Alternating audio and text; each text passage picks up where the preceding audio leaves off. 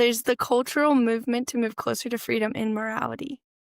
Do whatever you want, sleep with whoever you want, drink or smoke whatever you want. That's true freedom. Do you feel more free now or back when you were free from religion? And what would you tell the person who says, I don't want to be tied down to the rules of Christianity?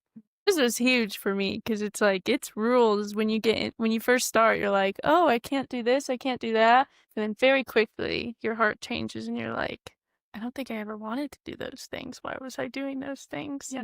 You're a slave to sin or you're a slave to righteousness. That sounds like a harsh term, slave. But in reality, it was like I was doing things all through my teen years that I was just a slave to it. Like I was just getting pulled this way, that way, but I just didn't have control over that. And then now being in the boat of being, quote, a slave to righteousness, it doesn't feel like that. You're in right relationship with God, and therefore in yourself, you don't feel that ache of like, what I just did was wrong. Like we're walking in the freedom of walking in righteousness. I do stuff that feel wrong all the time, but now I'm able to like call that out, and I have like a foundation and a morality that I can stand on and act from and like achieve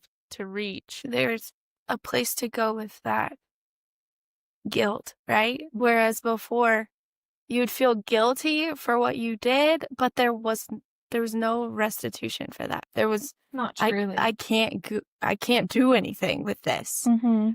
I know that what's in my soul is like, this is yucky and bad, but there's nowhere to go with that.